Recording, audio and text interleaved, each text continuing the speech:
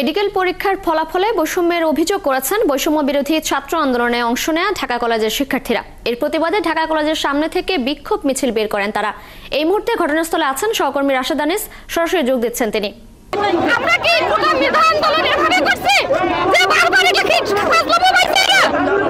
দেখুন, আমি এখন বৈষম্য বিরোধী ছাত্র আন্দোলনের সদস্য না, আমি বাংলাদেশের বর্তমান সরকারের একজন উপদেষ্টা হিসেবে দায়িত্বরত আছি।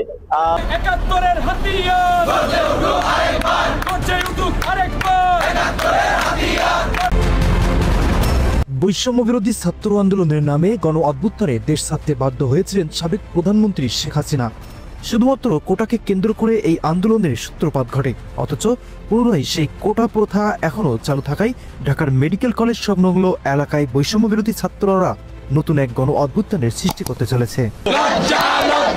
আসিফ নজরুল কই গেল? লজ্জা লজ্জা। নাহিদ আসিফ কই গেল? লজ্জা লজ্জা।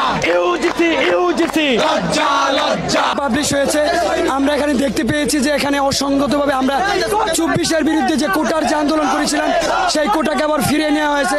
এই কোটার জন্য আমরা আন্দোলন করেছিলাম, আমরা আবার দেখতে পাচ্ছি যে এই যে মেডিকেল আবার কোটা এসেছে। আমরা দেখতে পেয়েছি একটা রেজাল্ট, একটা ছেলে 40 পেয়ার মেডিকেলে চান্স পেয়েছে, কিন্তু অনেকে 70 পেয়েও চান্স পায়নি।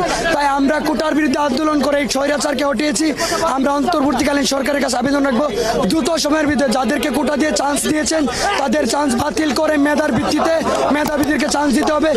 সাধারণ জনগণ থেকে শুরু করে ছাত্র সমাজ ইতিমধ্যে জানিয়েছে কোটা আন্দোলনের নামে যে ষড়যন্ত্র তারা ইতিমধ্যে চালিয়েছে সেটা ছিল মূলতই নিছক একটি ক্ষমতার লোভ ছাড়া আর কিছুই নয়, এমনটাই দাবি করে অনেকেই প্রশ্ন রেখেছেন সামাজিক যোগাযোগ মাধ্যমে। ইতিমধ্যে নাহিদ আসিফ সহ অন্যান্য সকল সমন্বয়ক অর্থাৎ উপদেষ্টাদের প্রতি ক্ষুব্ধতা প্রকাশ করে স্লোগানে মুখরিত হয়েছে ঢাকার মেডিকেল কলেজ সংলগ্ন এলাকা। নাহিদ আসিফ কই গেল? লজ্জা লজ্জা। নাহিদ আসিফ কই গেল? লজ্জা লজ্জা। আসিফ নজরুল কই গেল? লজ্জা লজ্জা। Direct action. সব শালারা বাটপার, আমি হবে ঠিকাদার। সব শালারা স্বৈরাচার, আমি হবে ঠিকাদার। আসিফ নজরুল। এদিকে অন্তর্বর্তীকালীন সরকার অকপটে সামাজিক যোগাযোগ মাধ্যমে নিজের ব্যর্থ সহ উপদেষ্টাদের ব্যর্থতা প্রকাশ করেছে এবং সেই সাথে অন্তর্বর্তীকালীন সরকার ও উপদেষ্টাদের প্রতি ক্ষিপ্রতা প্রকাশ করে অন্যান্য রাজনৈতিক দলগুলো আওয়াজ তুলেছে। আমাকে যে দায়িত্ব দিয়ে দেশ চালানোর দায়িত্ব দিয়ে তাতে বিন্দুমাত্র অভিজ্ঞতা নেই। আমি তো কারো কোনোদিন এই ধরনের কাজে ছিলাম না। আমি যদি পারি ওরাও পারবে, এটাই আমার ভরসা ছিল।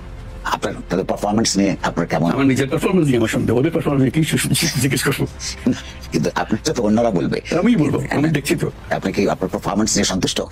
না, বলছি আমার তো সেই কোয়ালিটি নাই যে করার জন্য যেটুকু দরকার ওটুকু চাই। যতটুকু সাধ্য মতো করি, যদি লেগে যেতে ভালো, না হলে আমাদের কপাল খারাপ। তোমরা তো সেলফিশ জেনারেশন, তোমরা কোটা আন্দোলন করেছো কেন বাবা?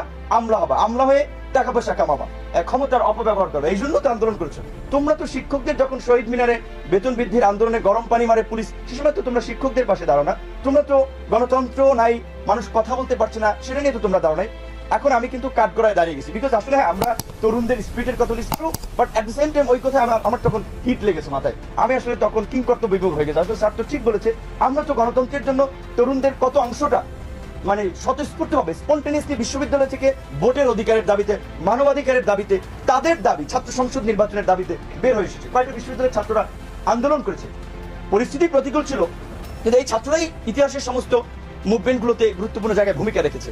সো এখন এইটা ঠিক যে এই আন্দোলনটা সমস্ত কমিউনিটি একটা পর্যায়ে বিভিন্ন। প্রিয় দর্শক, পুনরায় এই কোটার পরিচালন এটাই স্পষ্ট প্রতীয়মান হয় যে অন্তর্বর্তীকালীন সরকারের ব্যর্থতা সহ সমন্বয়ক নামে উপদেষ্টাদের ক্ষমতার লোভ, যার ফলশ্রুতিতে এই ব্যবস্থার এখনো সংশোধন করা সম্ভব হয়নি।